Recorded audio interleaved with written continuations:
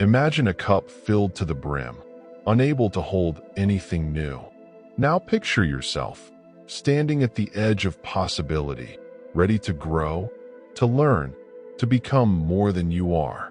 The Zen teaching, "Empty your cup," carries a timeless truth.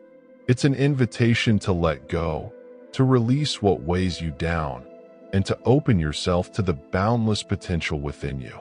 This is not just a phrase. It's a call to transform, to find clarity, and to embrace the journey of personal growth. Today, let's explore what it means to empty your cup, why it matters, and how it can light the path to a life filled with purpose and hope. Life is heavy sometimes, isn't it? We carry so much. Expectations from others, doubts about ourselves, regrets from the past, and fears about what's to come. It's like we're holding a cup overflowing with thoughts, emotions, and burdens. The weight of it all can feel crushing. Maybe you're struggling to find balance, juggling work, relationships, and dreams that seem just out of reach. Or perhaps you're stuck, replaying old mistakes, wondering if you'll ever break free. The world moves fast, demanding more, pushing you to keep up, while inside, you're yearning for peace, for clarity, for something that feels true. These challenges, they're real. They make us feel full, but not in a good way. Full of noise, full of chaos, full of things that hold us back from who we could be. The problem isn't that life is hard. It's that we hold on too tightly. We cling to ideas about who we're supposed to be, to grudges that keep us tethered to pain, to habits that no longer serve us. It's human nature to fill our cups with these things, thinking they define us, protect us, or keep us safe. But what if the very act of holding on is what's keeping us stuck? What if the weight of that full cup is stopping us from growing, from seeing the beauty of what's possible? This is where the Zen wisdom of emptying your cup comes in. It's not about losing yourself. It's about making space for something greater. So, what does it mean to empty your cup? At its core, this teaching is about release.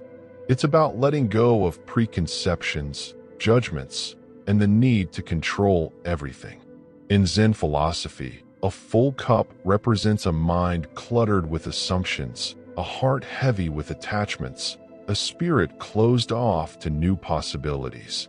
To empty your cup is to approach life with openness, like a beginner, ready to learn, to listen, to grow.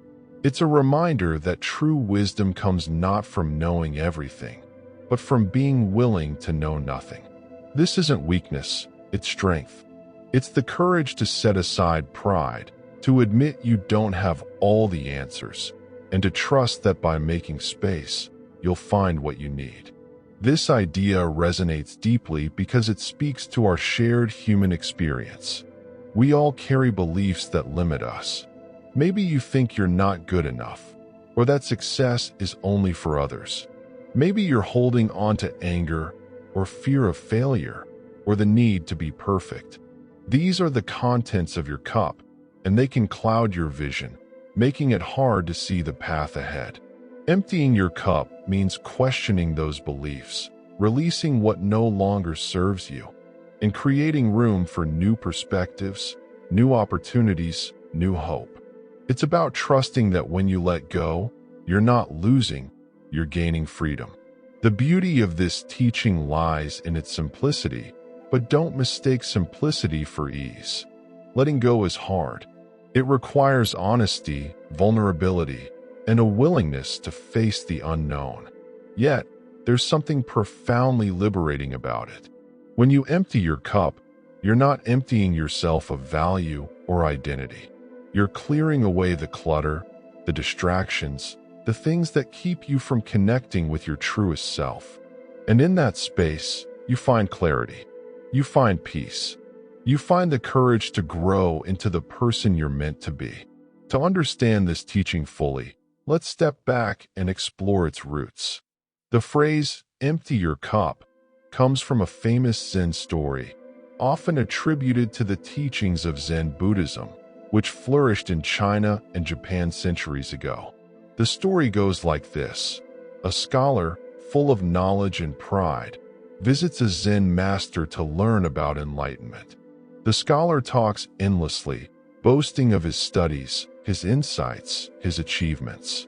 The master listens quietly, then begins to pour tea into the scholar's cup.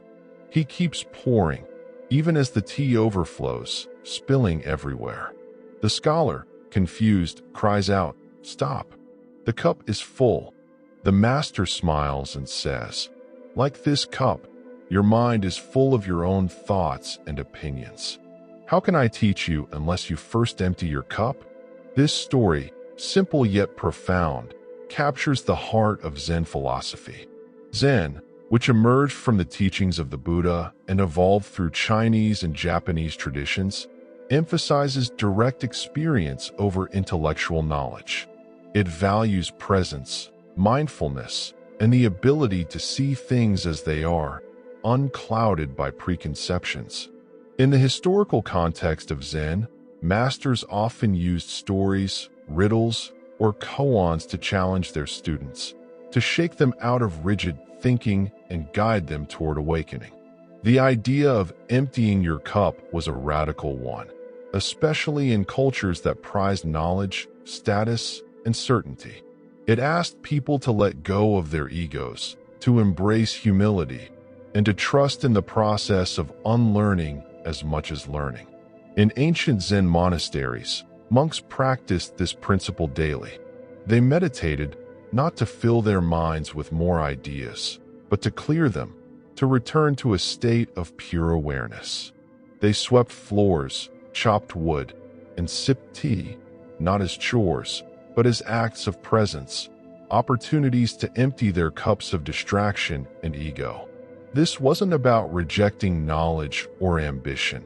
It was about holding those things lightly, recognizing that true growth comes from openness, not from clinging to what you already know.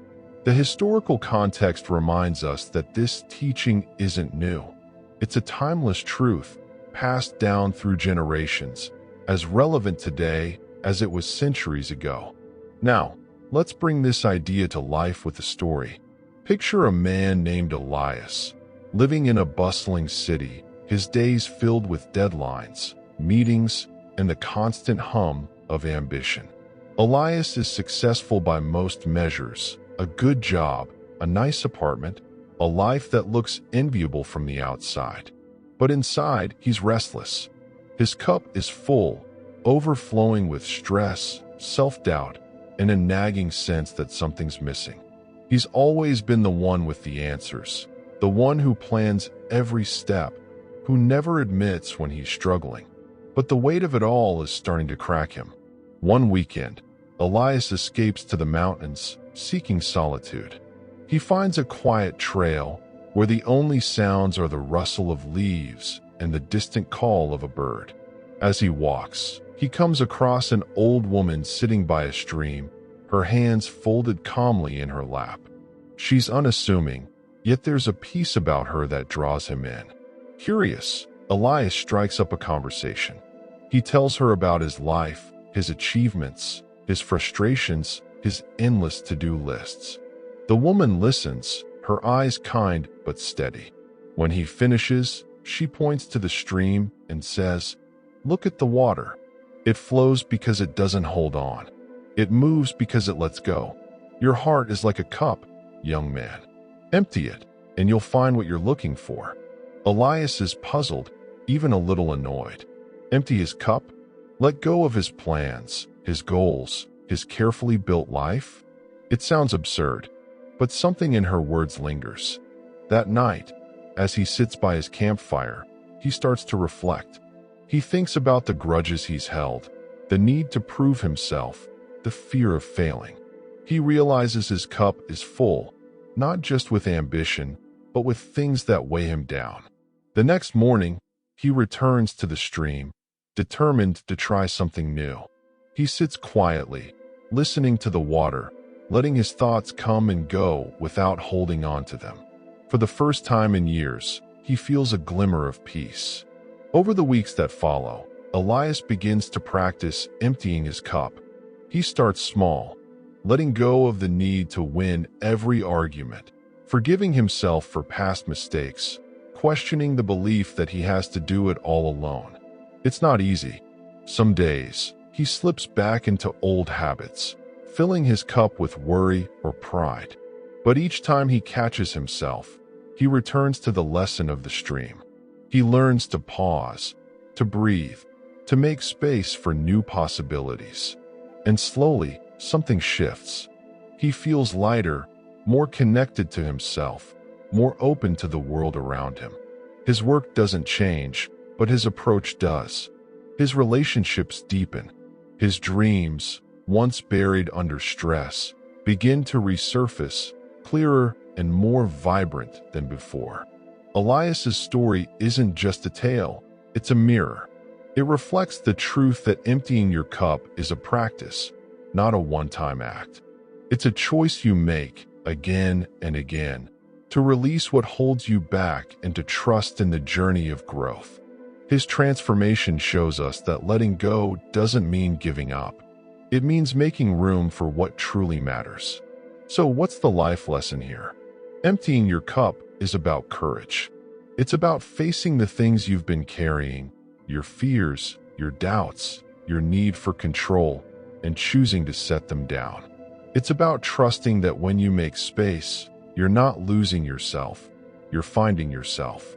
This practice isn't about becoming someone new.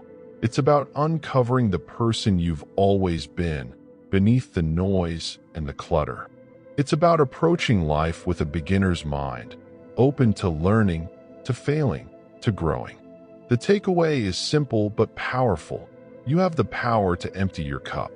You don't need to wait for the perfect moment or for someone else to give you permission. You can start today, right now, in this very moment. Maybe it's letting go of a grudge that's been weighing you down. Maybe it's questioning a belief that's kept you small. Maybe it's simply pausing, taking a breath, and allowing yourself to be present without judgment. Whatever it is, know that every step you take toward emptying your cup is a step toward freedom, toward clarity, toward a life that feels true. This journey isn't always easy, but it's worth it. Because when you empty your cup, you make space for hope. You make space for joy, for connection, for the dreams you've tucked away. You make space for the person you're becoming, the person who's stronger, wiser, and more alive than you ever imagined. The Zen teaching of empty your cup isn't just a philosophy, it's a promise. A promise that by letting go, you'll find what you've been searching for. A promise that by making space, you'll discover the boundless potential within you. So, take a moment. Picture that cup in your hands. Feel its weight, its fullness, and then, gently, begin to pour it out. Let go of what no longer serves you. Trust that in the emptiness, you'll find fullness, not of burdens, but of possibility. You are not your past.